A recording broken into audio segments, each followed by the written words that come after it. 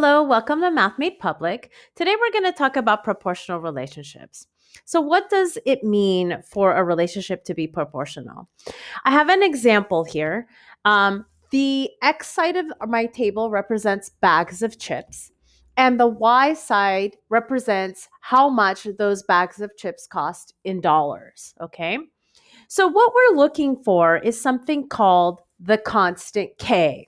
Okay. If we can find a constant between the values of X and Y, the bags of chips and the dollars, then we can say that this relationship is proportional. Okay.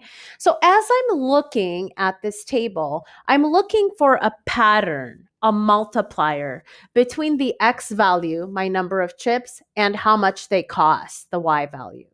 And as I look at it, I can clearly see right now that I am multiplying each X value, the bags of chips, by 3 to get the Y value, the cost. Okay. So I'm just going to note that pattern that I'm multiplying by 3 each time.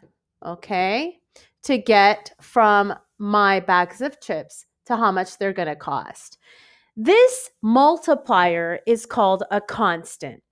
If I see that happening over and over again with each value in my table, I can say that this relationship is proportional.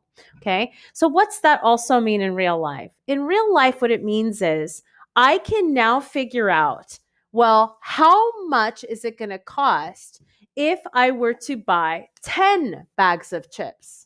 Okay. So, I know that if I buy 10 bags of chips, if I multiply this by 3, that's going to give me my cost, which is going to be $30. Okay.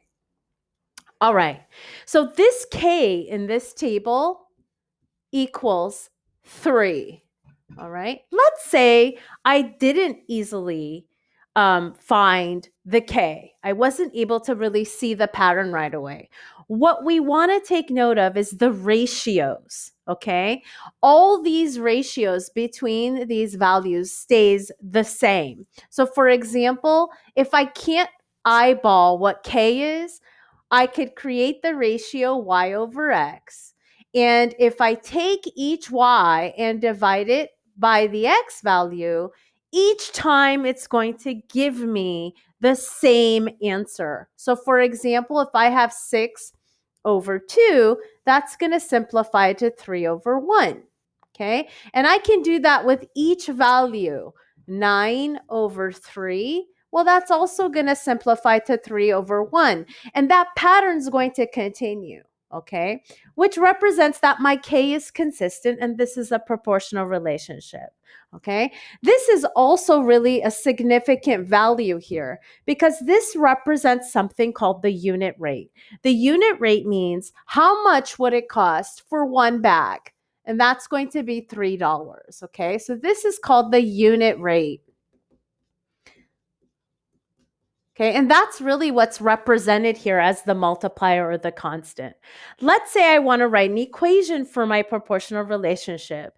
The general form for the equation of a proportional relationship is y equals kx, where all we do is replace k with what our constant was from the table. So our new equation for this particular relationship is y equals 3 times x.